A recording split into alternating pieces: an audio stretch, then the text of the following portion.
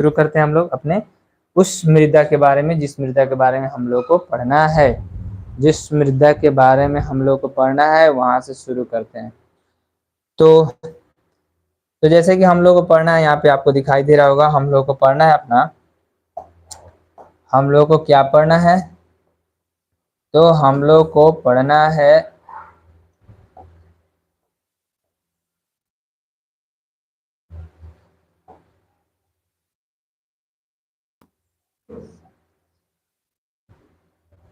यहाँ से मृदा के प्रकार एवं वितरण। हेडिंग क्या है? मृदा के प्रकार एवं वितरण। ठीक है, तो हम चल शुरू करते हैं। और हमारे प्रिंस पटेल जी, चलिए। सर धुंधला दिखाई दे रहा है, एगो तुम्ही को,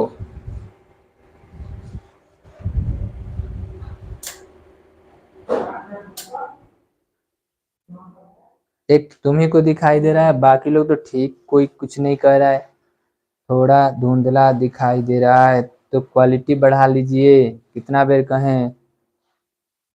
चलिए व्यास कुमार, सबको धुंधला दिखाई दे रहा है, बताइए। तो इसका मतलब है धुंधला दिखाई रहे तो नेटवर्क बहुत स्लो चल रहा है। हम चलाने वाले भी नहीं थे, बट देखे कि 2 दिन गैपिंग हो जाएगा, ठीक नहीं है, तो इसके लिए हमको मजबूरी में चलाना पड़ा। ठीक है, सब सही है जी सर, सब सही है, सब लोग तो लिख रहा है सर पढ़ाइए, सब सही है। कैसे यार, मतलब कहें समझ नहीं आ रहा है। कोई कह रहा है ठीक है, कोई कह रहा है इसी में 1 घंटा तुम लोग खत्म कर देता है डेली में। फिर 7-8 मिनट हो गया यार, सच में। तो बंद कर दे क्या? अगर ऐसा है तो बंद कर देते हैं क्लास को, और फिर कल देखा जाएगा। कल अगर ठीक ठाक टावर रहे, अगर बढ़िया नेटवर्क रहेगा तो कल देखा जाएगा। बोलिए बोलिए फास्ट में, आज का क्लास बंद कर देते हैं, लेट भी हो गया है। बोलिए जल्दी से, कमेंट तो नहीं आ रहा है किसी का।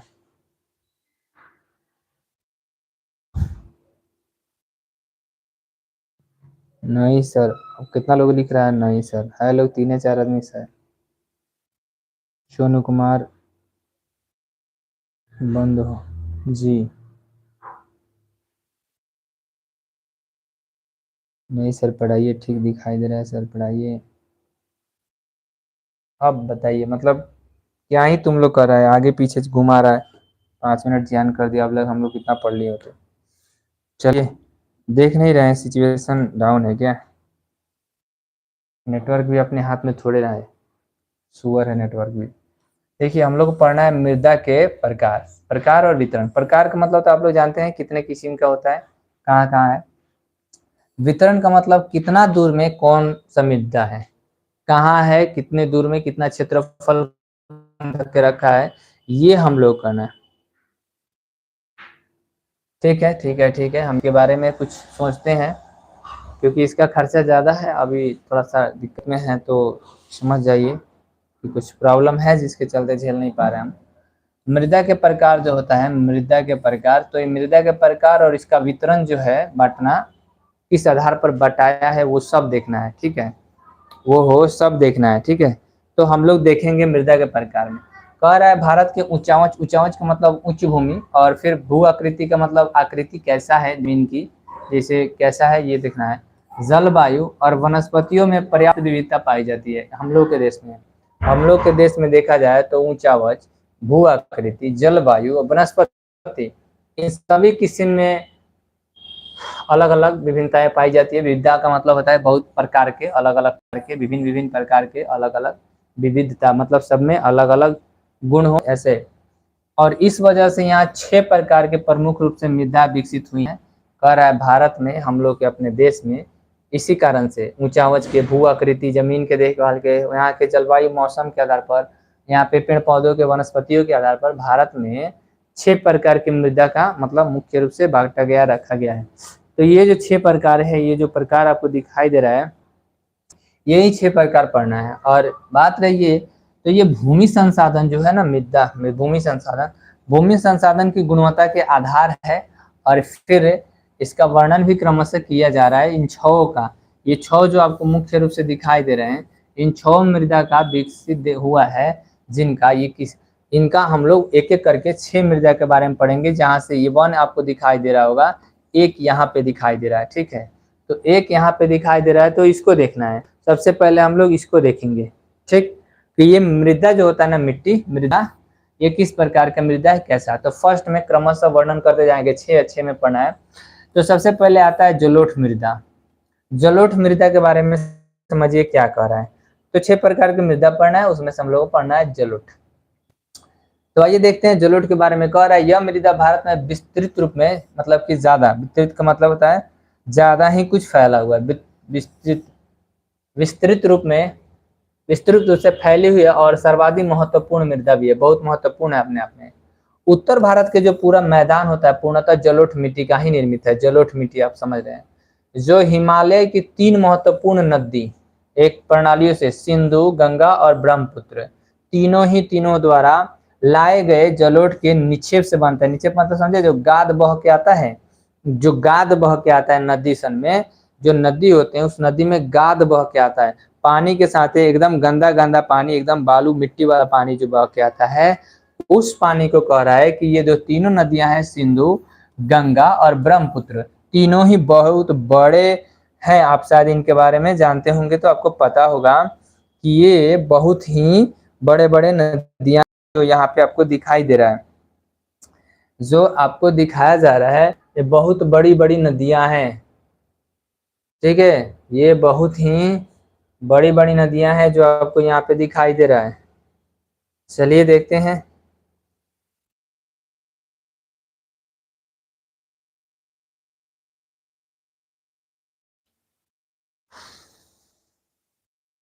कौन कौन था, आपको पता होगा कि आपके पास सिंधु नदी, एक गंगा नदी और ब्रह्मपुत्र, 3 गो, और तीनों के लाए गए जलोढ़ मिट्टी के निक्षेप से ये बना हुआ है मृदा। यहाँ पे भारत के कौन सा भाग, उत्तर मैदान, पूर्णतः क्या है, जलोढ़ वाला मृदा है। और ये लाया गया है नदियों के बहाने के हिसाब से। राजस्थान और गुजरात में भी एक संकर है, एक छोटा सा पेटी, पतले पतले पेटी जो है के रूप में इस प्रकार मृदा भी प्रसारित है, यहाँ पे भी है। दो एक अपवाद में आ रहा है, राजस्थान और गुजरात के। और पूर्वी तटीय मैदान में स्थित महानदी गोदावरी, कृष्णा और कावेरी नदियों द्वारा भी डेल्टा का जो निर्माण होता है। ठीक है, डेल्टा मतलब जो पानी में थोड़ा सा मिट्टी बन जाता है, वो भी आपको भी बता रहा है कि वो भी जलोढ़ का निर्माण से ही जुड़ा हुआ है, उसको भी। तो कुल मिला के भारत में अगर लगभग देखा जाए तो 6.4 करोड़ हेक्टेयर क्षेत्रफल जलोढ़ मिट्टी का है। 4.6 करोड़, देख लीजिए, एक आइडिया 6.5 के आसपास में ले सकते हैं। 6.5 करोड़ हेक्टेयर भूमि क्या है, तो 6.5 करोड़ हेक्टेयर भूमि आपको यहाँ बता रहा है कि क्या है, आपको जलोढ़ मृदा है भारत में। अब यहाँ पे कहीं आपको दिखाई दे रहा होगा तो हम आपको बता दें, यहाँ पे देखिए, मैप में देखिए, मैप में आपको ये देख रहे हैं, ये सिंधु नदी, ये सिंधु नदी देख रहे हैं। सिंधु नदी बड़ी ही दूर से लाया गया है, एक सेकंड फिर बता दे, देखिए कहाँ से चला होता है।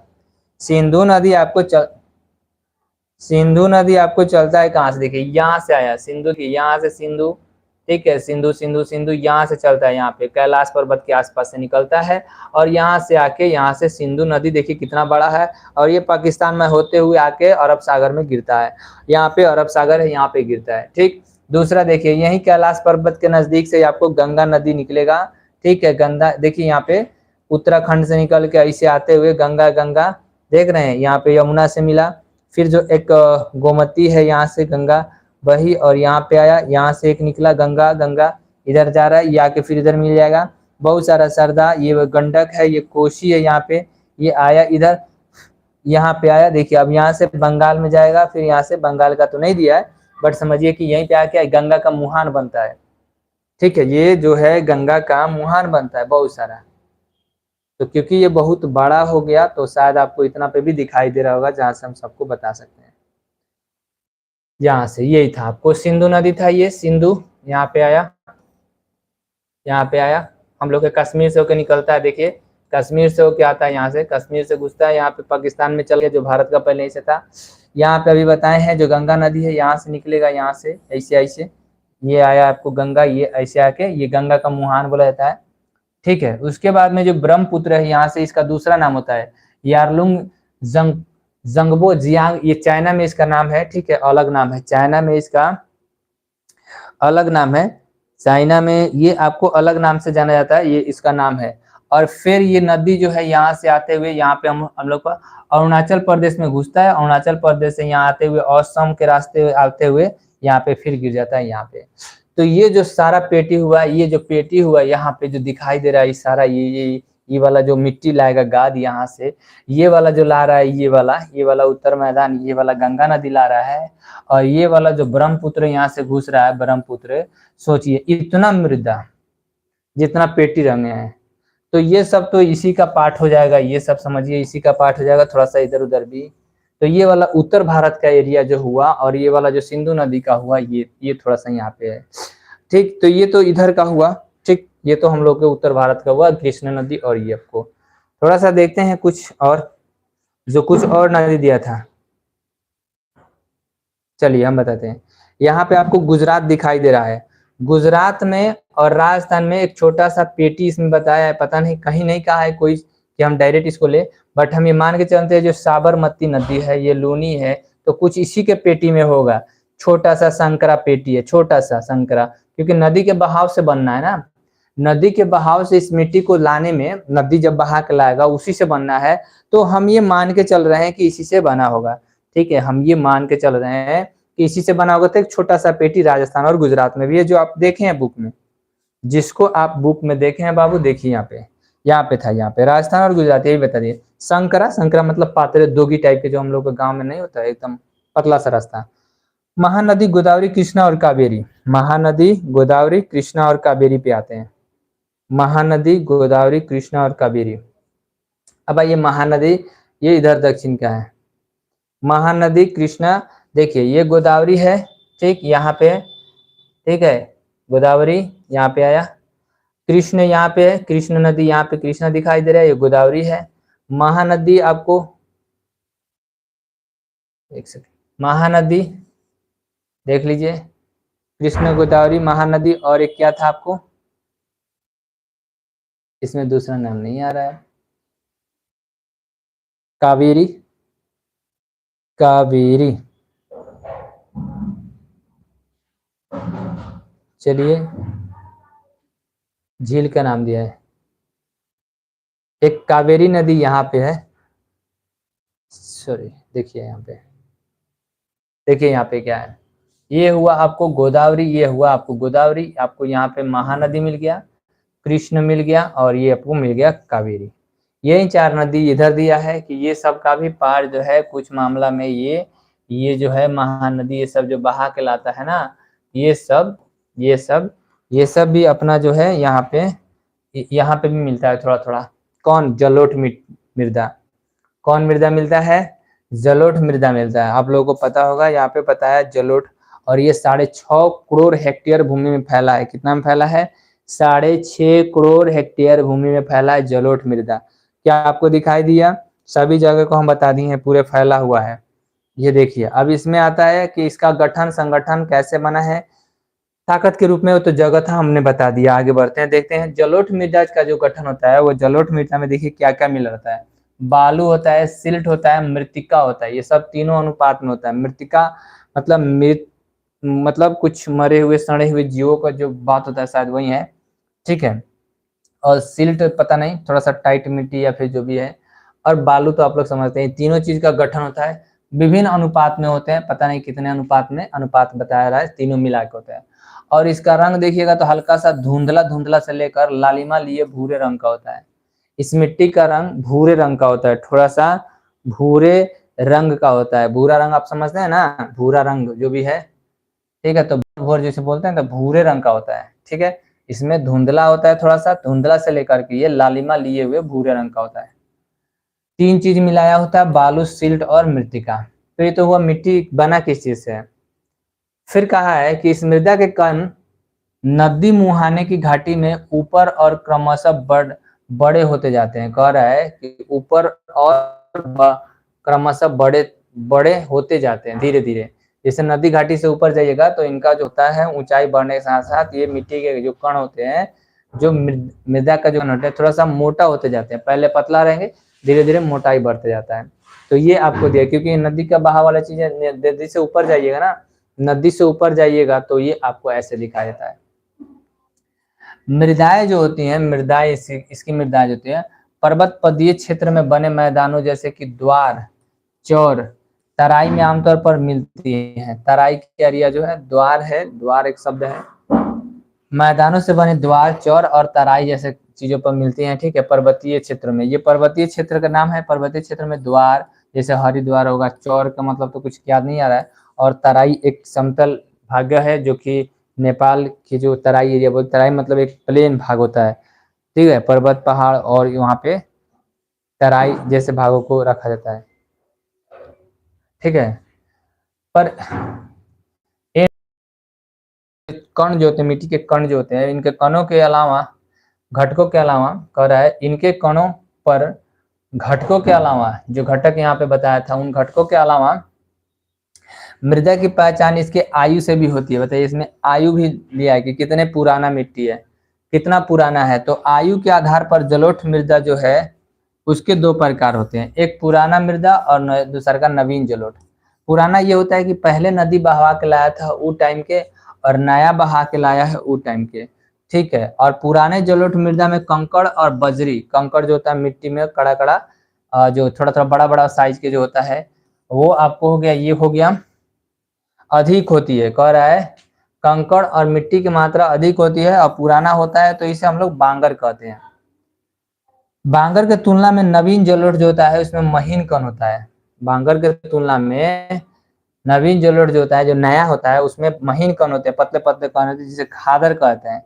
खादर में बालू और मृतिका का मिश्रण होता है और ये काफी उपजाऊ होते हैं। यानी कि नया वाला जो होता है उसमें ताकत रहता है, उसमें उसमें बहा के लाया हुआ बहुत सारा जो पौष्टिक तत्व होता है। यानी कि जो कहे तो ये आपको उसमें एक शब्द में हम लोग बोल सकते हैं कि जो ह्यूमस होता है, मिट्टी में जो ताकत होता है, जो फास्फोरस नाइट्रोजन की जो मात्रा होती है उसमें ज्यादा होती है इस सब के चलते। और ये आपको जो है उत्पादन में, फसल के उत्पादन में अच्छा खासा योगदान करता है। मतलब इस पर रोपने में, अगर इस पर कोई फसल लगाते हैं तो कुछ ज्यादा ही होता है, और इसमें आपको खाद ज्यादा छींटने की जरूरत नहीं होता है, क्योंकि ये कहीं का बहाया हुआ है। और हर साल, हर नए साल आप समझते हैं कि हर नए साल बाढ़ आता है, और बाढ़ के द्वारा हर बार नया ले आता है। पुराना जलोढ़ जो होता है ऊंचाई पर चला जाता है, नवीन जलोढ़ नीचे आता है, नदी के पेटी में आता है। नदी के पेटी में जो खेती करते हैं, जिससे नदी का पेटी ऐसे हो जाता है, ऐसे हो जाता है ना, ऐसे। तो ये जो नदी का पेटी होता है, यहाँ पे जो खेती करता है, तो यहाँ पे नवीन होता है, यहाँ पे पुराना होता है, क्योंकि यहाँ तक पानी अब जाएगा कि नहीं कोई पता नहीं, तो पुराना वहाँ पे माल रहता है। नया तो आपको ऐसे नदी का पेटी ऐसे बनते जाता है, जानते ही आप, फोड़ते जाता है, फोड़ते जाता है। तो इस पेटी में भी लोग खेती करते हैं। तो जो खेती करते हैं उसको नवीन जलोढ़ या पुराने जलोढ़ के हिसाब से वो लोग नाम रखते हैं। तो जो जैसे होता है वैसे वो लोग खींचते हैं।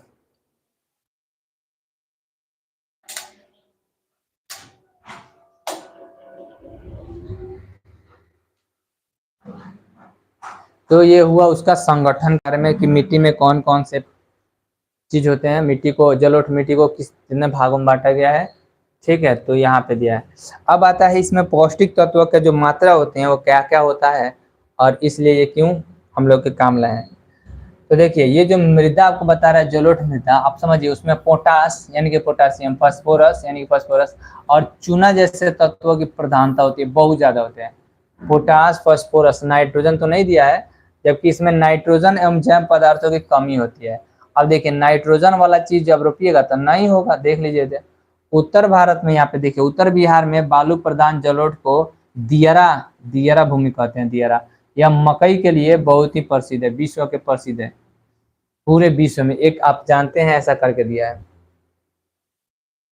नाइट्रोजन की और जैव पदार्थ है, जैव पदार्थ मानने इसमें जीवित पदार्थों की कमी होती है, जिसमें इसमें क्या होता है कि जो कुछ मरे हुए पौधों की, सड़े हुए पौधों की जो उसमें मात्रा होती है कम होती है, जैव पदार्थ कम होते हैं इसमें थोड़ा सा। ये जो होता है यहाँ पे दिया है वो नहीं होता है। क्रिकेट जोन पता नहीं कौन है, गुड इवनिंग। तो इनकी मात्रा थोड़ा सा कम होता है। ये देखिए, यह मिट्टी गन्ना, चावल, गेहूं, मक्का, दलहन जैसे फसलों के लिए बहुत ही उपयोगी मानी जाती है। अधिक उपजाऊ होने के कारण इस मिट्टी पर गहन कृषि की जाती है। गहन मतलब खूब घना कृषि की जाती है और परिणामतः यहाँ जनसंख्या घनत्व ज्यादा होता है। यानी कि इस पेटी में इस मृदा के लिए जनसंख्या बहुत ज्यादा होता है, क्योंकि यहाँ पे ये ज्यादा देख न लीजिए कितना चीज को ये बेचारा, मतलब आप देख लिए उत्पादन में क्या क्या काम लगेगा। चावल, गन्ना, देखिए गन्ना जो होता है कितना भारी चीज है। गन्ना, चावल, गेहूं, मक्का, दलहन, ये सब चीज एकदम पूरे मतलब समझिए ना, गहन खेती होती है एकदम, कहीं खाली नहीं छोड़ना है। और इन सभी खेती में खाली कहीं नहीं छोड़ा जाता है, सब पूरे खेत को भर दिया जाता है। ठीक है, पूरे खेत को एकदम से लगातार भर दिया जाता है, आप समझिए। तो जो लगातार भर दिया जाएगा इसको, तो आप समझ सकते हैं कि कितना ही काबिल हो जाएगा। तो ये आपको होता है पहला। पहला है, इसमें पहले मृदा जो है, इसको जलोढ़ मृदा कहें, उनके बारे में सारा डिटेल है, क्या कैसे किस चीज को फसल को रोपना है, क्या करना है। उसके बाद आता है काली। काली मृदा किसे कहते हैं? आइए, काली मृदा क्यों कहते हैं इसको देखिए। इस मिट्टी का रंग काला होता है। काली मृदा के मिट्टी जो होता है उसका रंग काला होता है, काला होता है उसका रंग। और इसमें क्या होता है, एल्युमिनियम और लौह यौगिक ज्यादा होते हैं। एल्युमिनियम जो होता है, एल्युमिनियम और लौह यौगिक जो कुछ होता है, आयरन वाला मात्रा, ये दोनों ज्यादा होते हैं। और आपको पता होगा, एल्युमिनियम पर हाथ रगड़िएगा एक बार, पता है क्या हो जाएगा? एल्युमिनियम पर पूरे हाथ ही आपका काला हो जाएगा, तो लगेगा करिया लग गया किसी चीज का। तो ये जो रहेंगे ना जहाँ पे, उसको काला बनाइए देंगे। एल्युमिनियम और लौह यौगिक वाला चीज, आयरन वाला जो मात्रा वाला होता है, इन दोनों को होने के कारण काला, ये काला हो जाता है। और इसमें कपास की खेती से सर्वाधिक उत्पादित होता है। बताइए, सबसे उपयुक्त होता है कपास के लिए। ये काली मृदा कपास के लिए बहुत ही लाभदायक है। अब जब काली मृदा कपास के लिए सबसे लाभदायक है, तो सोचने वाला बात है कि सोचने वाला बात यह है कि इसे एक दूसरा नाम दिया था, काली को सटा करके, काली कपासी मृदा। क्यों सर? काली होती है और कपास को ज्यादा उत्पादन करती है। काली होती है और कपास का ज्यादा उत्पादन करती है। तो कपास का जब ज्यादा उत्पादन करेगी तो काली कपासी मृदा कहलाती है, इसके नाम होता है। मतलब जोड़ के, पहले तो काली था ही, बीच में वो कपास नाम डाल देना है। क्यों सर? क्योंकि काला जो मिट्टी होता है, काली मृदा, ये कपास का ज्यादा ही उत्पादन करता है। अगर इस फसल को लगाते हैं इस मृदा में, तो मतलब बहुत अच्छा खासा इसका उत्पादन होगा। यानी कि बहुत अच्छा खासा ये फलेगा इसमें, और बहुत अच्छा खासा इसका अपना, देख लीजिए बता रहे हैं। ये कितना है सर? अरे बाप रे बाप, इसका भी है। बता कहाँ रहा है, देखिए। भारत में यह मृदा लगभग 6.4 करोड़ हेक्टेयर, सेम उतना उतना ही दिया है। आखिर ये है किधर? दक्कन के लावा प्रदेश में। दक्कन के लावा प्रदेश में, तो नाम हो गया, देखिए। दक्कन के लावा प्रदेश में, महाराष्ट्र, गुजरात, कर्नाटक, तमिलनाडु में मिट्टी ये फैला हुआ है। देखिए, दक्कन जो था, दक्कन का पठार होता है, हम लोग यहाँ है दक्कन का पठार, कर्नाटक पूरी, ठीक है, उधर देखते हैं आगे। तो महाराष्ट्र में है, गुजरात में है, कर्नाटक में है, आंध्र प्रदेश में है, तमिलनाडु में है। 5 राज्य के नाम दिया है, ठीक। महाराष्ट्र, गुजरात एक लगे है, कर्नाटक, आंध्र प्रदेश, तमिलनाडु। कर्नाटक, आंध्र प्रदेश, तमिलनाडु, महाराष्ट्र, गुजरात, देखिए।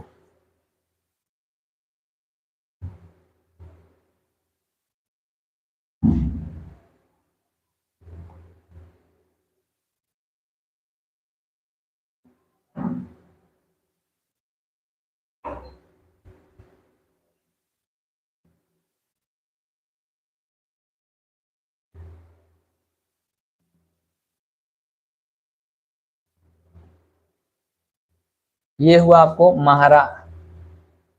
महाराष्ट्र, गुजरात, कर्नाटक, आंध्र प्रदेश, तमिलनाडु। यानी कि ये वाला जो पेटी है आपको इस तरह से, ठीक है। ये आपको जो पेटी दिखाई दे रहा है, रंग नहीं दिखाई दे रहा इस पर, चलिए कहीं लाल दिखाई दे। ये वाला जो पेटी दिखाई दे रहा है आपको इस तरह से, महाराष्ट्र वाला जो आके गया इधर, ऐसे जो आया है, ये वाला पेटी जो है आपको, कर्नाटक वाला ऐसे करके, इतना पेटी आपको, ये वाला जो है इतना, ये वाला देखिए, ये वाला पेटी आपको काली मृदा के लिए जाना जाता है। गुजरात, महाराष्ट्र, कर्नाटक, आंध्र प्रदेश और तमिलनाडु, यही 5 राज्य थे। गुजरात, महाराष्ट्र, कर्नाटका, आंध्र प्रदेश और तमिलनाडु। ये पूरे राज्य जो हैं, ये राज्य आपको बता रहा है कि ये किसके लिए काफी है, कपास के उत्पादन के लिए अच्छी है, क्योंकि यहाँ पे काली मिट्टी है। और ये कितना है, तो सेम ऊपर जो पढ़े 1 नंबर में कौन मृदा पढ़े हैं, जिस मृदा कोई पढ़े हैं उस मृदा का नाम बताइए, और उसमें भी सेम उतना ही है। ठीक है, जितना इसमें था सेम उतना ही 6 पॉइंट कितना था, 6 पॉइंट इतना करोड़, इतना करोड़ हेक्टेयर, इतना करोड़ हेक्टेयर 6.5 के आसपास में, 6.4 6.4 6.4 6.4 इतना दिया है, ये यहाँ पे बताया है। ठीक, जलोढ़ मृदा के बाद हम लोग पढ़ रहे हैं काली मृदा के बारे में। अब आता है कि ये मिट्टी और क्या विशेषता रखती है। अच्छा, कुछ यहाँ पे दिया है, इस मिट्टी का निर्माण मूल शैलों के, मूल शैल माने जो चट्टान होते हैं उनके टूटने से, ज्वालामुखी के बेसाल्ट लावा से, जहाँ पे ज्वालामुखी फटता है वहां पे जो नीचे से लावा निकलता है, उसमें से पत्थर का नाम है, एक चट्टान का नाम है बेसाल्ट करके, उस बेसाल्ट लावा से निकलता है। किससे निकलता है, उस बेसाल्ट लावा से भी बनता है, यानी कि उधर भी बनता है। ठीक है, उधर भी बनता है। तो यहाँ पे दिया है, इस मृदा का स्थानीय नाम क्या होता है, इस मृदा का स्थानीय नाम होता है रेगुर। रेगुर होता है, वहां के लोग इसे रेगुर मृदा के नाम से कहते हैं, बट हम लोग इसको जलोढ़ कह रहे हैं। क्या कर रहे हैं, सॉरी, काली मृदा, हम लोग इसे काली मृदा के नाम से जान रहे हैं। जलोढ़ पढ़ लिए 1 नंबर में, काली मृदा के नाम से जानते हैं।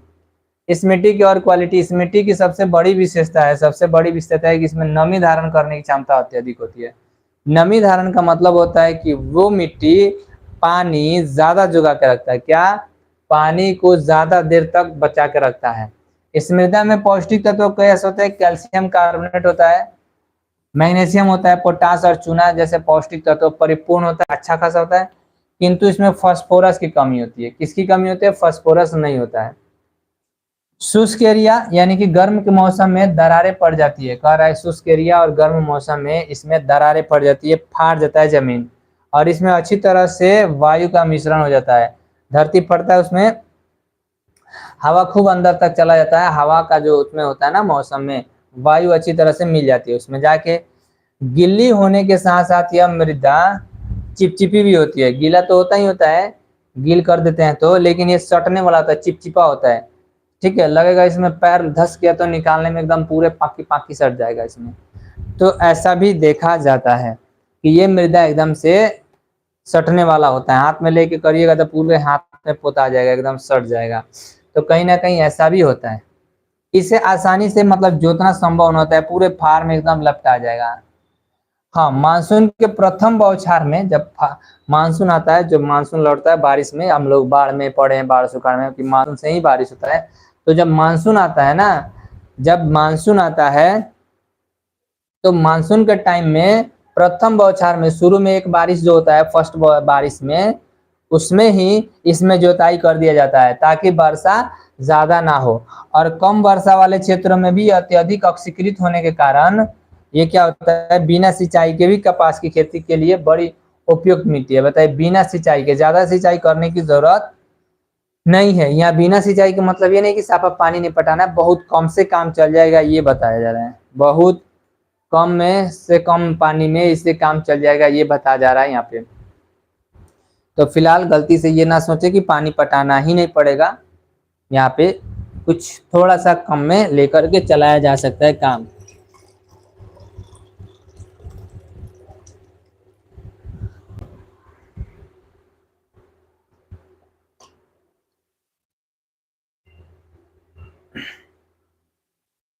अच्छा, इसमें और क्या खेती हो सकता है,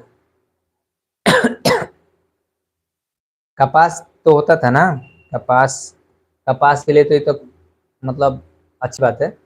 कपास के अलावा क्या रोप सकते हैं, कपास के अलावा और क्या होता है इसमें,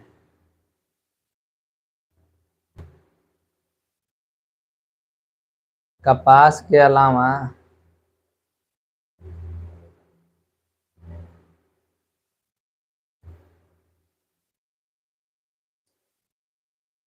कपास के अलावा इसमें और क्या कर सकते हैं बताइए। तो इस मिट्टी में, इस मृदा कहता है, इसके अतिरिक्त इस मृदा में आप गन्ना लगा सकते हैं। पहले ही कपास के नाम से प्रसिद्ध था, कपास खूब ज्यादा होता है। बाकी आप गन्ना भी लगा सकते हैं, प्याज की जरूरत है तो प्याज लगा सकते हैं, गेहूं और फल, फल जैसे कोई खेती कर सकते हैं जो अनुकूल हो, अनुकूल मानी जाती हो इस मिट्टी के लिए। देख लीजिए कौन सा फल लगेगा। फल की एग्जैक्ट खेती के लिए नहीं कहा है कि फल की खेती में आप पता ना कौन सा फल की खेती किया जा सकता है, जो भी हो, गाजर हो चाहे जो भी ऐसी चीज हो, पता नहीं किस खेती की बात कर रहा है। तो यहाँ पे ये भी दिया है कि इसको ऐसे करना है, ठीक है, समझिए। तो ये अनुकूल मानी जाती है इस हिसाब से फलों की खेती के लिए, ठीक है। तो ये फलों की खेती है। नेक्स्ट आगे बढ़ते हैं। तो हम लोग का आता है तीसरा मृदा, लाल एवं पीली मृदा। ऐसा ऐसा दोनों के मिला दिया क्योंकि दोनों का गुण एक ही टाइप से है। इस प्रकार की मृदा का विकास प्रायद्वीपीय पठार में होता है, पठारी एरिया में होता है।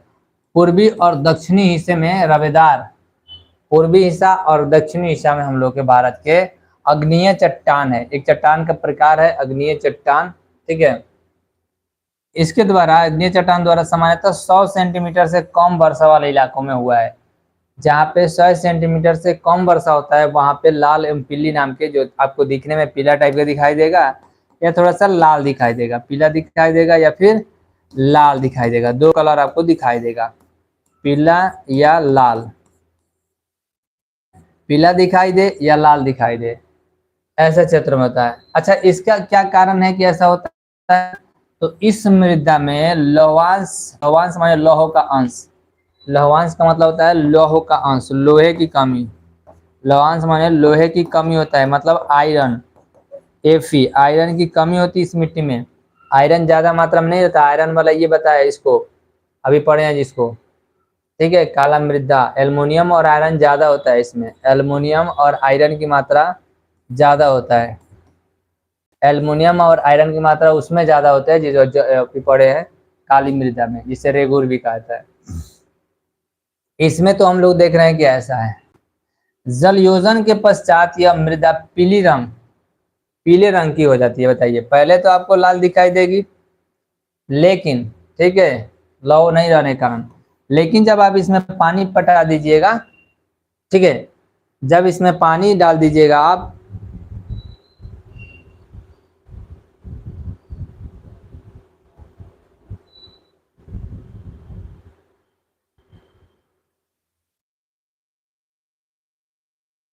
जैसे नहीं दिखाई दे रहा है ना,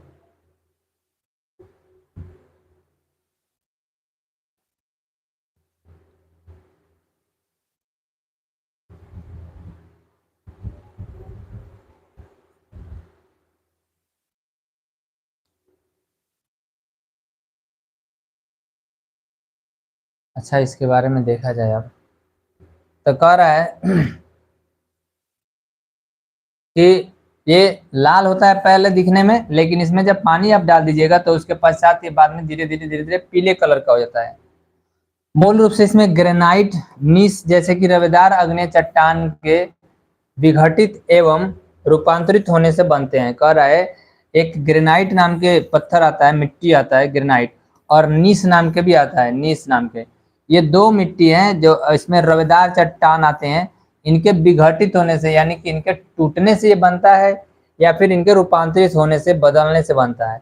ये बदलेंगे तो ये ऐसे बन जाएंगे।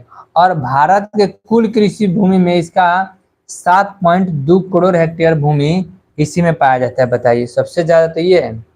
यानी कि लाल और पीला मृदा जो बात किया जाए तो तमिलनाडु, कर्नाटक, गोवा, दक्षिण पूर्व महाराष्ट्र, तमिलनाडु, कर्नाटक अभी जो बताएं, गोवा, दक्षिण पूर्व महाराष्ट्र, आंध्र प्रदेश, उड़ीसा, छोटा नागपुर के पठार, मेघालय, ये सब हैं। ये सब जो जगह है ना, ये जो जगह है मध्य प्रदेश, यहाँ से देख लीजिए कितना है, बहुत सारा यहाँ पे बता रहा है, ठीक है। यहाँ पे फैला हुआ है ये मृदा, ये देख लीजिए कितना राज्य है। तमिलनाडु अभी बताएं सबसे नीचे है, कर्नाटक उसके ऊपर है, गोवा भी आ गया, एक छोटा सा राज्य है गोवा, उसको भी दे दिया, उसमें भी कानून है।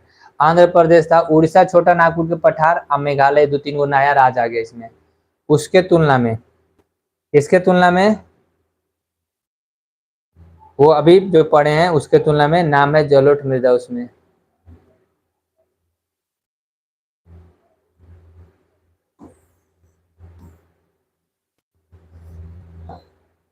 इसका और क्या, देखिए सबसे ज्यादा अभी तक आया 6.4 करोड़ था, फिर दूसर का भी 6.4 करोड़ था, ये आ गया 7.2। 8×28 = 64, 8×9 = 72, 8 के गुना चल रहा है, ठीक है। 8 में 8 से गुना करिए, 8×8 = 64, 8 में 8 से गुना करिए, 8×8 = 64, और फिर 8 में अब 9 से गुना करिए, 8×9 = 72, 6.4, 6.4, 7.2, इतना करोड़ हेक्टेयर भूमि आपको आया है, जो ये बता रहा है कितना है। इसमें जैव पदार्थ की भी कमी होती है, अभी पढ़े पीछे उसमें भी जैव पदार्थ की कमी था, वो आपको था शुरू में। जैव पदार्थ की कमी होती है ये कहा, और फिर इसके कारण मृदा जलोढ़ और काली मृदा की अपेक्षा कम उपजाऊ होता है। अच्छा, ये ज्यादा उपजाऊ नहीं है, और देखिए हम लोग के देश में सबसे ज्यादा ये मृदा है। एक तो कम है, दूसरा का ये ज्यादा उत्पादन कर रहा है। एक तो कम है, दूसरा में ये ज्यादा है, क्षेत्रफल के हिसाब से ये ज्यादा है मृदा, ठीक है। रवेदार चट्टान का मतलब होता है रोवा टाइप के होता है, जैसे कि रेशा टाइप के, रेशेदार दिखेगा आपको, रेशेदार दिखेगा, रेशा टाइप के लगेगा, कोई चिन्ह दिखाई दे एकदम से, ठीक है। जैसे आपको चट्टान तो दिखाई देगा चट्टान, लेकिन उसमें ऐसे ऐसे रेखा दिखाई देगा, देखिएगा तो लगेगा रेशेदार दिखाई दे रहा है एकदम, ठीक है। और कोई ऐसा दिखे टूटल फाटल ऐसे वैसे, तो उसमें आपको उस टाइप के चट्टान में कोई रेशेदार नहीं दिखता है, ये रेशेदार नहीं, ऐसे दिखेगा परतदार परतदार दिखता है, तो ऐसे चट्टान रेशेदार चट्टान होते हैं। और ये वाला एकदम बिना रेशा वाला होता है, जैसे आप मांस में खाते हैं तो देखिएगा रेशा वाला मांस होता है, बिना रेशा वाला मांस होता है, तो रेशा का मतलब एकदम रेशा टाइप के।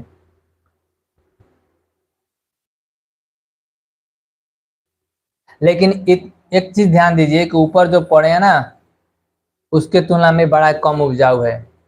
इसमें क्या होता है कि इसमें उर्वरक छींटना पड़ता है, उर्वरकों का उपयोग कर इसकी उत्पादकता को बढ़ाई जा सकती है, इसमें कोई दो राय की बात नहीं है कि इसमें अगर हम लोग चाहें तो थोड़ा सा उर्वरक मिला दे, थोड़ा सा खाद छीट दें, जो हम लोग कहते हैं, तो वो अगर मिला देते हैं तो इसकी उर्वरकता थोड़ा सा बढ़ जाएगी, समझे, समझ आ रहा है बात, कि अगर इसमें मिला दे रहे हैं थोड़ा सा तो आपको बढ़ जाएगा। तो क्या फर्क पड़ता है, जहाँ पे इतना समस्या वहां पे थोड़ा सा कर सकते हैं।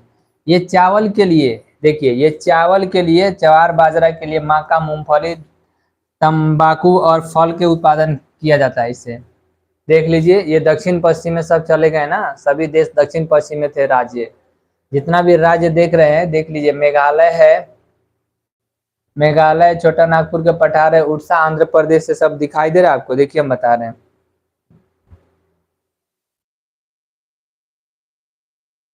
देख रहे हैं, ये आपको राज्य दिया है, यहाँ पे देखिए छोटा नागपुर के पठार इस एरिया में है, यहाँ पे उड़ीसा भी आ गया, छत्तीसगढ़ भी आ गया, आंध्र प्रदेश भी आ गया ये वाला, उसके बाद में यहाँ पे मेघालय है, ये वाला आ गया, इधर वाला, ये वाला, इतना दूर यहाँ पे आ गया। महाराष्ट्र के या पश्चिमी भाग ये आपको दिखा रहा है, महाराष्ट्र के ये जो भाग है, सॉरी यहाँ जो भाग है, ये वाला एरिया भी आपको आ रहा है। तो ये सब जो दिखा रहा है, तमिलनाडु अगर है तो तमिलनाडु को भी ले लीजिए, इस पेटी में आ रहा है, ऐसे आ रहा है, ये मृदा ऐसे आ रहा है, देख लीजिए, ये आपको मैप में हम समझा रहे हैं, देखे हैं, देख लीजिए, यही कहा था तमिलनाडु कर्नाटक, ठीक है, तमिलनाडु कर्नाटक, देखिए यहाँ पे, ये आपको तमिलनाडु यहाँ पे है, तमिलनाडु कर्नाटक ये सब पेटी में है, आंध्र प्रदेश देखिए यहाँ पे, तमिलनाडु कर्नाटक, गोवा भी है, छोटा सा रास्ता, दक्षिण और पश्चिम में महाराष्ट्र है, आंध्र प्रदेश है, उड़ीसा भी है, छोटा नागपुर पठार है, ये यहाँ पे थोड़ा सा है, यहाँ पे नहीं दिखाई दे रहा है, यहाँ पे गोवा है आपको, ये गोवा है, ये महाराष्ट्र का दक्षिण पश्चिम भाग है, दक्षिण पश्चिम भाग, ये दक्षिण पश्चिम भाग, ये आपको वह कर्नाटक है, आंध्र प्रदेश है, तेलंगाना, तेलंगाना का नहीं आ रहा है पेटी, इधर से ऐसे जा रहा है, ये वाला भी आ गया, तमिलनाडु भी है, ऐसे छत्तीसगढ़, यहाँ पे दक्षिण का पठार है, ये वाला सब एरिया उड़ीसा आ रहा है, ये सब आ रहा है, ये ऐसे आ रहा है, ऐसे इसमें है, थोड़ा सा मेघालय में भी है। तो ये वाला आपको लाल एवं पीली मृदा है, जहाँ पे ये आपको दिखाई दे रहा होगा, यहाँ पे है। अब आते हैं आगे, इसमें होता क्या है, तो ये भी हम लोग देख लिए हैं, कम उपजाऊ होता है, बहुत खास नहीं है, तो ये उतना कुछ कीमती नहीं हुआ।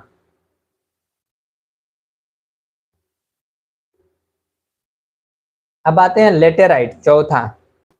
लेटेराइट मृदा के बारे में कह रहा है। लेटेराइट जो शब्द है, लेटर शब्द से बना है, लेटर, लेटर, LATR, लेटर पढ़ेंगे इसे, लेटर नहीं, यहाँ पे लेटर पढ़ेंगे। तो ये कह रहा है लेटर शब्द से बना है, देख सकते हैं आप लोग, ठीक। जिसका अर्थ क्या होता है, इसका अर्थ, शाब्दिक अर्थ होता है ईंटा। अच्छा बताइए, ग्रीक शब्द की उत्पत्ति से बना लेटर शब्द में इसका अर्थ क्या होता है, ईंट होता है, ईंट, ईंटे जैसा। यानी कि इस प्रकार के मृदा की विकास उच्च तापमान एवं अत्यधिक वर्षा वाले क्षेत्र में होता है। बहुत ज्यादा गर्मी और बहुत ज्यादा बरसात जहाँ पे होता है। बताइए, उच्च तापमान, गर्मियों ज्यादा होना चाहिए, बरसात तो ज्यादा होना चाहिए। तो जहाँ ज्यादा गर्मी होता है वहाँ पे ज्यादा बरसात भी होता है, इसमें कोई कहने की बात नहीं है। ज्यादा जहाँ पे बरसात होगा वहाँ पे ज्यादा होगा, बट ये बहुत कम एरिया है।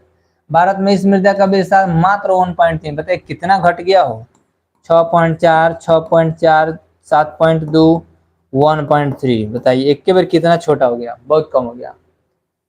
से अधिक भूभाग पर है, ऋतुवत भारी वर्षा ऊंचे सपाट अपरदृत सतहों पर यह मृदा पाई जाती है। कह रहा है ये ऋतुवत भारी वर्षा में, ऋतु के समय में भारी वर्षा जो होता है वहां पे सपाट एरिया, एकदम प्लेन, अपर्दित सतहों पर, जहाँ पे अपर्दन नहीं होता है, अपर्दित मतलब सॉरी, जहाँ पे अपर्दन होता है वैसे जगहों पे पाई जाती है। यह मृदा जो है तीव्र निछालन होती है, निछालन मतलब बह के चल जाता है दूसरे जगह, और दूसरे जगह जाके बह के जगह, उसी के परिणाम से मृदा बनता है। इसमें ह्यूमस की मात्रा बहुत ही कम हो जाती है। बारिश, अत्यधिक बारिश वाला इलाका की बात है, इसमें कुछ खास नहीं था।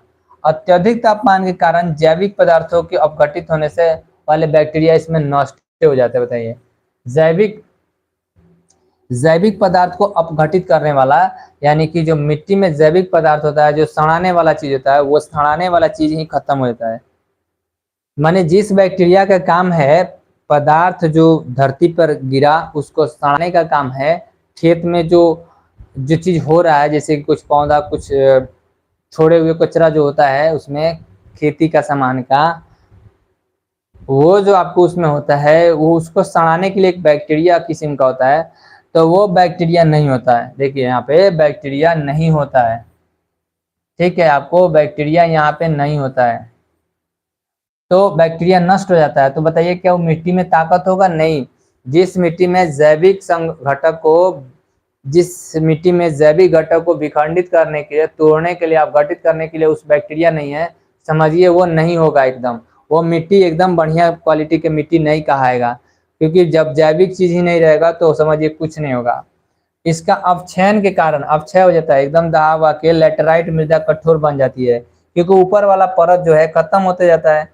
ऊपर जो हल्का मिट्टी होता है वो आपको दहा जाएगा बारिश में, बचेगा नीचा वाला कठोर एकदम टाइट मृदा जो ईटा खनिया रहेगा। एल्युमिनियम और लोहे की ऑक्साइड के कारण ये इसका रंग लाल हो जाता है, देखने में लाल दिखाई देता है, जैसे लोह वाला पड़े ना वैसा ही लाल दिखाई देगा, क्योंकि उसमें लोहा है। अभी भल पड़े हैं, अभी हम लोग जस्ट पढ़े हैं कि ये आपको लाल दिखाई देता है। और इस प्रकार के मिट्टियों में रासायनिक खाद और कुछ उर्वरक पदार्थों का प्रयोग करना जरूरी होता है, नहीं कीजिएगा तो उत्पादन नहीं होगा, क्योंकि इसमें बचा ही क्या है, कुछ नहीं है। और इस मिट्टी का भाग कहाँ पे है? कर्नाटक में, केरल, तमिलनाडु, मध्य प्रदेश, उड़ीसा में जो अभी पढ़े हैं, और असम में, उन सभी राज्यों में है। थोड़ा सा वो केरल केरल नया आ गया, उसमें है, सब में है।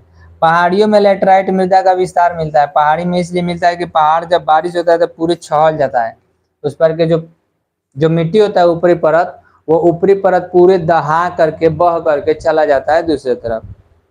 तो समझ जाते हैं आप लोग, इसको समझ जाइए, खत्म हो जाएगा ऊपर से, तो इसीलिए पहाड़ी एरिया में ऐसा होता है।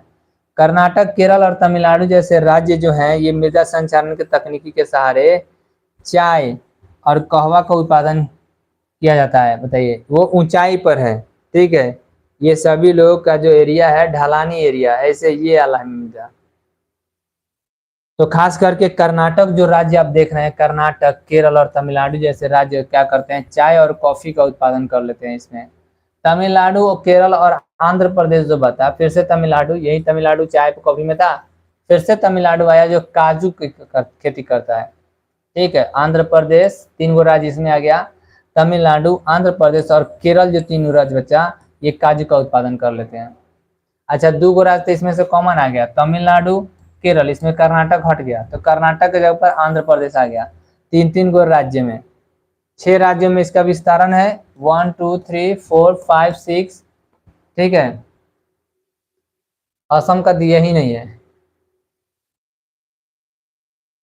असम का नहीं दिया है, लेकिन असम में भी होता होगा, याद रखिए। ये मृदा है और इस मृदा का ध्यान दीजिए होता है। ठीक है, इसमें चलिए कोई नहीं, बहुत लेट हो गया है क्योंकि आप लोग अब नहीं पढ़ सकते हैं। ठीक है, आप लोग क्या ही पढ़िएगा, बेकार, खत्म, बाजार साफ है। कोई नहीं, पढ़िए चाहे मत पढ़िए, बाहर में जाइए, आप लोगों को कितना समझाने से कुछ नहीं होगा, हम तो पढ़ाते रहेंगे। देखिए यहाँ पे मरुस्थलीय मृदा आता है, 5वां मृदा हुआ। फर्स्ट में क्या था, एक जलोढ़ था, जलोढ़ मृदा। 2 नंबर में काली, 3 नंबर में लाल एवं पीली, लाल एवं पीली मृदा। 4 नंबर में अभी पढ़े हैं लोग लैटेराइट, लैटेराइट। 5वां भी पढ़ रहे हैं लोग मरुस्थलीय। मरुस्थलीय का मतलब जो होता है वो होता है, मरुस्थलीय मतलब रेगिस्तानी टाइप के बलुअट एरिया। इसमें क्या ही होगा समझ जाइए, इसमें कुछ ही नहीं होगा, कुछ हो भी नहीं करेगा, इसमें क्या होगा, कुछ नहीं होगा। चलिए, हमारे निशांत जी हैं, आपके कमेंट से कम इतना तो आशा है कि आप हैं, और आप हैं तो पढ़ाई करेंगे, छोड़ेंगे थोड़े हम। 5 मृदा का लिस्ट हम बना दिए थे, देखिए पढ़ाएं कब, याद है आपको भी, वैसे ही याद रखना है, याद रखिएगा आप भी, नहीं तो ठीक नहीं होगा ना। इस प्रकार की मृदा, मरुस्थल का मतलब रेगिस्तान होता है, सीधे समझ जाइए, रेगिस्तान, मरुस्थल, जहाँ पे मरु माने मर गया, स्थल ऐसा स्थल जो मरा हुआ है, उसमें से कुछ नहीं होगा। देखिए इस प्रकार की मिट्टी जो होती है ना, लंबी शुष्क ऋतु, अल्प वर्षा, ह्यूमस रहित बलुई मिट्टी वाले क्षेत्रों को विकसित होती है। ये ऐसे जगह पर होती है जहाँ लगातार बहुत ज्यादा दिन गर्मी पड़ता है, बहुत गर्म, वर्षा तो नहीं के बराबर होता है, नहीं के बराबर वहां पे वर्षा। संजीव कुमार है, हम भी, वानी सर जी। चलिए, उसके बाद ह्यूमस रहित, रहित मैंने बताया है उसमें नहीं रहना चाहिए, ह्यूमस रहित मतलब उसमें कोई मिट्टी में ताकत नहीं है, कुछ भी नहीं होगा। और बलुई होता है, देखने में बालू होता है, रेगिस्तानी माटी कति होगा, ऐसे जगहों पर होती है। इस मृदा में सनस्तरों का विकास काफी कम पाया जाता है। सनस्तर माने लेयर, एक के ऊपर एक लेयर, एक के ऊपर एक लेयर नहीं होता है। बालू होता है तो लेयर कैसे बनेगा, लेयर तो काड़ा मिट्टी का बनता है, इसके ऊपर ये, इसके ऊपर ये, इसके ऊपर ये, इसके ऊपर ये, तो लेयर नहीं होता है। और इसमें रासायनिक अपक्षयन अत्यंत सीमित होता है। रासायनिक अपक्षयन का मतलब इसमें रसायन जैसा कोई ताकत वाला चीज इसमें नहीं होता है, नहीं के बराबर, अत्यंत सीमित होता है, हिले नहीं जाएगा ना, मतलब कुछ क्या ही जाएगा। इस मृदा का रंग देखने में लाल या हल्का सा भूरा हो सकता है, देखिए लाल या भूरा कलर के होता है। और इस प्रकार की मृदा ज्यादातर कहाँ होगा, राजस्थान, सौराष्ट्र, कच्छ, पश्चिमी हरियाणा, दक्षिण पंजाब में, ये सब एरिया है जहाँ पे इसे होता है। इसमें वनस्पति और उर्वरक खनिज का अभाव होता है, कुछ भी नहीं होता है, ना वनस्पति होगा ना कोई भी चीज नहीं होगा। किंतु सिंचाई की व्यवस्था कर कपास, चावल, गेहूं जैसे चीजों को उत्पादन किया जा सकता है। अगर थोड़ा सा सिंचाई व्यवस्था बेहतर मिल जाए, अगर अच्छा सा सिंचाई की व्यवस्था मिल जाए, तो अच्छा सिंचाई मिल जाता है तो आप उसमें कपास रोप सकते हैं, चावल गेहूं की खेती कर सकते हैं, चावल और गेहूं की खेती कर सकते हैं अगर कपास मिल जाए तो। उसके बाद आता है, ये कुछ खास नहीं है, पर्वतीय आ जाइए, मरुस्थलीय के बाद पर्वतीय। तो पर्वतीय में हम तो यही कहेंगे, अब इन सभी का चित्र यहाँ पे बनाया है, कौन सा मृदा, किस टाइप की मृदा, 6 के 6 दिया है, बाकी बाद में देखते हैं इसको। एक चीज पढ़ना है, पढ़िए यहाँ पे, छोटा सा ही है, पर्वतीय कितना होगा, पर्वत छोटा सा तो है, जैसे मरुस्थल छोटा है वैसे ही पर्वत भी छोटा है। पर्वतीय तो आप जान ही रहे हैं, पहाड़ी पर देखने पर, ऊंचाई पर मिलेगा देखने को। चलिए कुछ दो आदमी और कोई है, एक दो आदमी। तो जो मृदा होता है ना, यहाँ पे देखिए पर्वतीय मृदा किसे कहेंगे। तो पर्वतीय मृदा जो प्राय जो होती है पर्वत और पठारी में देखने को मिलेगा। कहाँ मिलेगा? पर्वत पहाड़ पर। पर्वत पहाड़ के क्षेत्र में देखने को मिलती है। तो कोई क्या ही कहेगा, पर्वतीय तो पर्वत में रहेगा, दूसरा कहाँ रहेगा। जहाँ पे क्या होता है, जहाँ पे पर्याप्त वर्षा वन पाए जाते हैं। वर्षा वन समझते हैं? बारिश पर, बारिश से होकर जो वन होता है ना, वर्षा वन होते बनते हैं। वहां पे हमेशा लगातार बारिश होते रहेगा, होते रहेगा, होते रहेगा। यह मृदा जटिल और विविधता वाली होती है, बहुत जटिल, एकदम से कसमकस वाला होता है। जटिल मतलब बहुत जाऊ वाला। ये नदी घाटियों में जलोढ़ मृदा और ऊंचे भागों में मोटे कणों वाली अपरिपक्व रूप में बन पाई जाती है। कह रहा है यह जो मृदा होती है नदी घाटियों में जलोढ़ के रूप में पाई जाती है। नदी के इलाका में अगर ऐसा है जहाँ पे नदी बह रहा है, तो अगर नदी इलाका में है तो ये आपको बता रहा है कि जलोढ़ बनेगा। और ऊंचाई के भाग पे है तो मोटे कण वाला अपरिपक्व, अभी जो ठीक मिट्टी नहीं होगा वैसा मिट्टी पाया जाता है, क्योंकि पहाड़ को भसक भसक के बनता है, तो उस मिट्टी में कुछ खास चीज नहीं रहेगा। पर्वतीय भाग में देखा जाए तो भू आकृति जो होता है, जमीनी बनावट, वनस्पतिक और जलवायु दशाओं में पर्याप्त जटिलता एवं विविधता के कारण यहाँ की एक ही प्रकार के मृदा के बड़े बड़े क्षेत्र नहीं मिलते हैं। क्यों? क्योंकि वहां पे भू आकृति अलग होता है, जमीन अलग अलग दिखाई देगा, कहीं नीचे, कहीं खाल, कहीं ऊंच, कहीं मीडियम। वहां पे पौधा भी अलग अलग किस्म का होता है, पहाड़ पर एक किस्म के पौधा नहीं पाया जाता है। जलवायु के दशा देखा जाए तो मौसम के देखा जाए तो कभी बारिश, कभी कम बारिश, कभी ठंड, कभी कोई कुछ कुछ अलग अलग प्रकार के जलवायु पाए जाते हैं। तो इस हिसाब से देखने पर क्या होता है कि इस हिसाब से विविधता के कारण यहाँ पर एक प्रकार की तो मृदा आपको नहीं देखने को मिलेगा। एक प्रकार की मृदा बड़े बड़े क्षेत्रों में नहीं मिलते हैं भाई। पहाड़ पर कहाँ से मिल जाएंगे एक ही प्रकार की मृदा? कोई मैदानी एरिया है? नहीं है। वहां पे हिम आच्छादित होते हैं। क्या होते हैं? हिम आच्छादित क्षेत्रों में मृदाओं का अपरदन हो जाता है।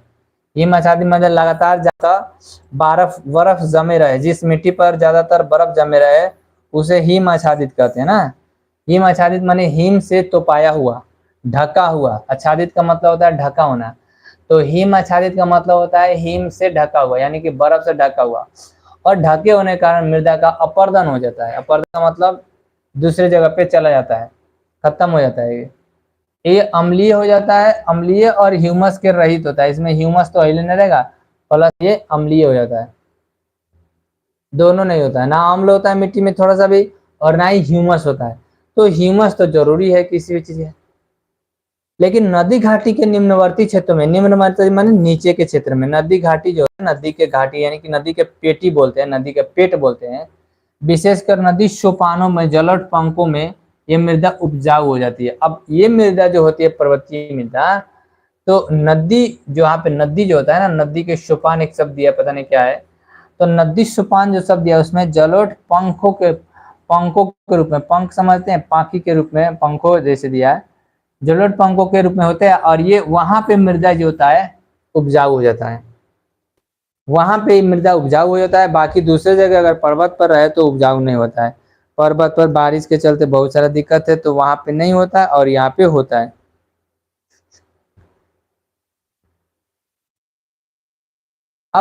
अब क्या है कि यहाँ पे दिया है ऐसे ढलानों पर सबसे अच्छा है बगानी लगाना। बगानी में चाय के बागान। और नदी घाटी में आप चाहें तो चावल और आलू लगा सकते हैं, और लगभग सभी क्षेत्रों में उत्पादित किया जाता है। कह रहा है कि ऐसे सभी क्षेत्रों में इसका उत्पादन किया जाता है जो यहाँ पे दिया है। 6 प्रकार की मृदा है, 6 प्रकार में ऐसे काम है सबका। इसमें से सबसे बढ़िया कौन है? तो शुरू के 2 बढ़िया है, बाकी सभी बेकार हैं, बाकी सभी पे थोड़ा सा खर्चा लग रहा है। अब ये जो मैप आपको दिखाई दे रहा है, देखिए पर्वत और वन वाला इलाका कहाँ होगा सर? ऊंचाई पर।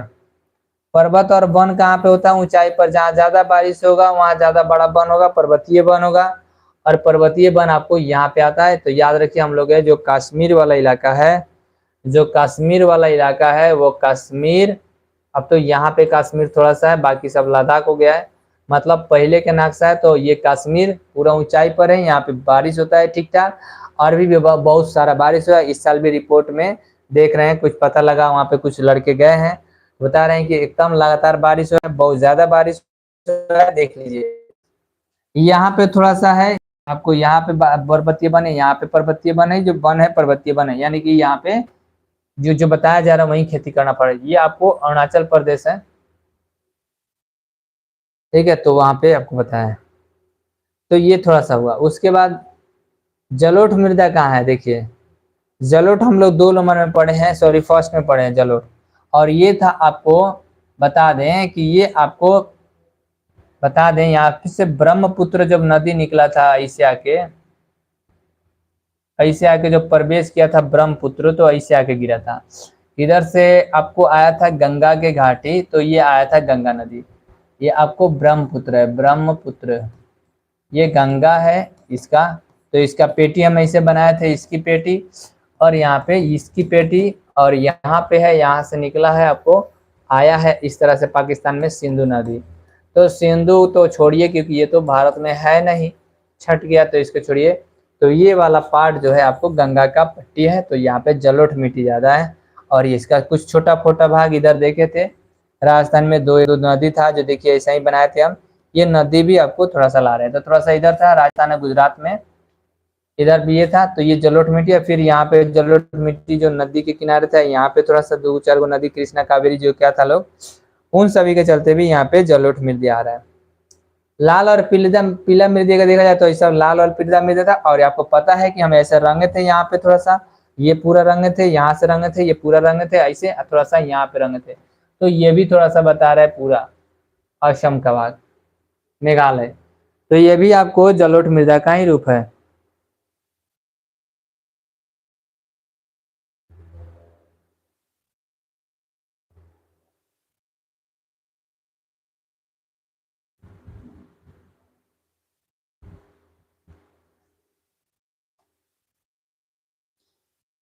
ठीक है, ये आपको दिखा रहे हैं। उसके बाद काली मृदा की बात करें तो आपको दिखाई दे रहा होगा काली मृदा कहाँ है। तो याद रखिए, काली मृदा हम लोग यहाँ पे पढ़े, ये काली मृदा है पूरा, ये पूरा आपको काली मृदा है, इतना सारा ये काली मृदा है, समझे। ये काली मृदा है जो यहाँ पे दिखाया, थोड़ा सा इधर भी था। उसके बाद आते हैं लेटेराइट। तो लेटेराइट तो अभी पढ़े हैं कि कुछ खास नहीं है। तो ये लेटेराइट जो है पीला टाइप के, थोड़ा सा इसमें तो पिक्चर में दिखाई नहीं दे रहा है कैसे कैसे रंगा है, बट यही वाला हमको दिखाई दे रहा है कि इधर कुछ लेटेराइट था।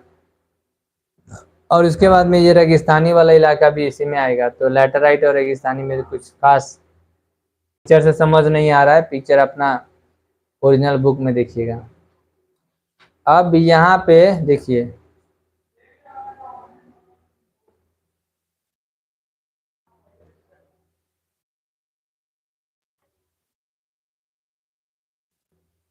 बात बहुत ज्यादा है।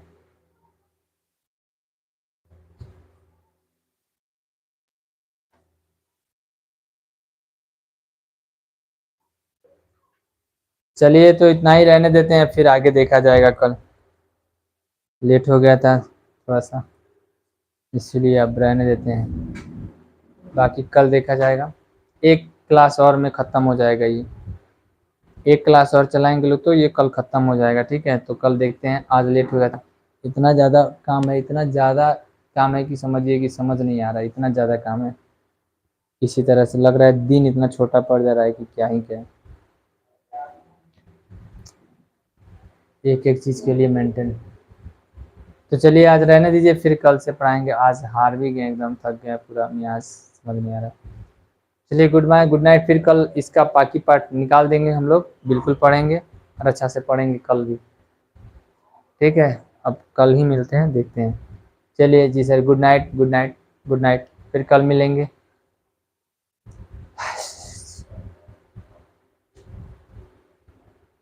हाँ, कल नहीं आए थे, कल भी काम था। आज किसी तरह से लेट सेट करके आए कि लगातार 2-3 दिन गैपिंग ना हो भाई, इसीलिए आए हैं। ठीक है, टेंशन ना लीजिए। चलिए, गुड नाइट, गुड नाइट सभी को, गुड नाइट, गुड नाइट।